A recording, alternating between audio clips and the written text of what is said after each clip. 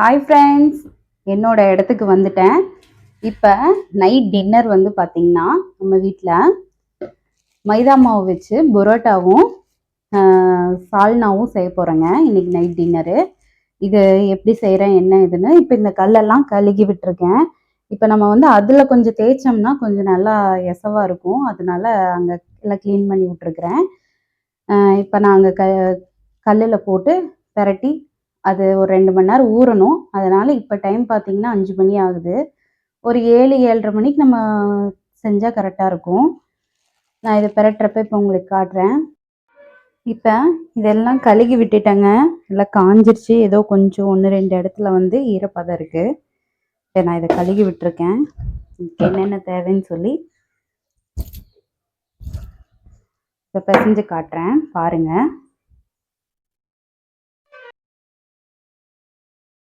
இப்ப மைதா மாவு ஒரு 3/4 கிலோ வாங்குனேங்க. ஆனா வந்து நம்ம அவ்வளோ யூஸ் பண்ண போறதில்ல. கொஞ்சம் எடுத்து வச்சுட்டேன். இது வந்து பரோட்டாக்கு பெருசு பெருசா பிடிப்போம் இல்லையா? அதனால வந்து ஒரு 1/2 கிலோ மாவுனாலும் தேவைப்படும். கொஞ்சம் உப்பு போட்டு பெரட்டி வச்சுட்டேன். தேவையான அளவு உப்பு போட்டு வச்சுக்கிட்டேன். இப்போ உப்பை வந்து எல்லாம் கலந்துக்கிறேன். இப்போ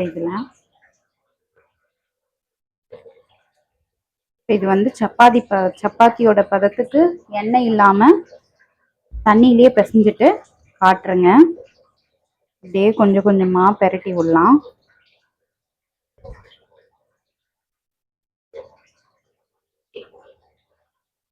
இப்போ நான் பிசைஞ்சிட்டு காட்டுறேன். இப்போ நம்ம இந்த ஸ்டேஜில் நல்லா இழுத்து இழுத்து பிசையணுங்க. இப்போ பிசைஞ்சாதான் மாவு நல்லா சாஃப்டாக கிடைக்கும். ஏன்னா 2 மணி நேரம் ஊறும் இல்லையா? இப்போ வரைக்கும் நம்ம எண்ணெய் சேர்த்தல. இப்போ இதுக்கு மேலே தான் எண்ணெய் கொஞ்சம் சேர்த்தணும். அவ்வளோதான். இந்த அளவுக்கு தான் போட்டேன் எண்ணெய். எண்ணெய் போட்டு பிசைகிறப்ப கொஞ்சம் லூஸ் கிடைக்கும். அவ்வளோதான். சப்பாத்தி மாவு பிசைஞ்சு வச்சுட்டேங்க. இப்போ மேலே ட்ரை ஆகாமல் இருக்க கொஞ்சம் எண்ணெய் தடவியிருக்கேன். இப்போ இது ஒரு 2 மணி நேரம் நல்லா ஊறட்டும். மூடி போட்டு மூடி வச்சிடுறேன். 2 மணி நேரம் கழிச்சு இப்போ பாருங்கள் நல்லா உப்பி வந்திருக்கு. மாவு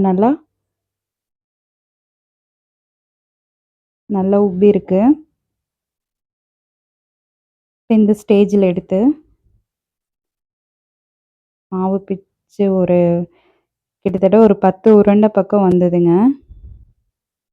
10, 13 உருண்டை வந்தது.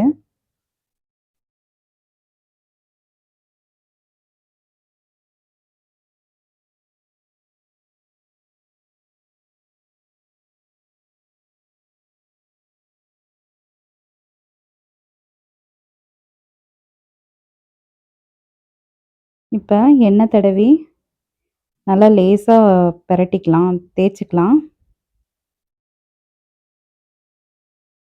எந்த அளவுக்கு லேசாக தேய்க்க முடியுமோ அந்த அளவுக்கு தேய்ச்சிக்கலாம்.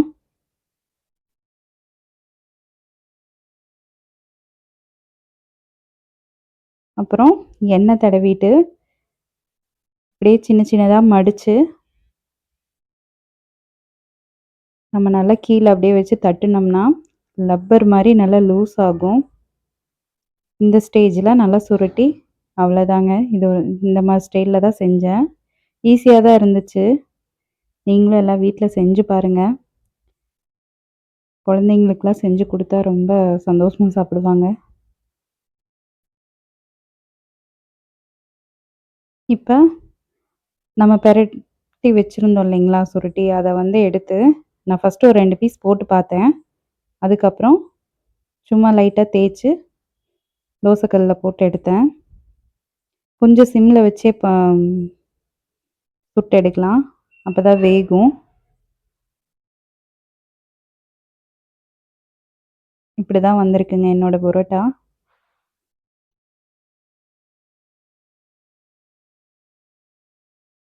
இதுக்கு சால்னாவும் ரெடி ஆயிடுச்சுங்க.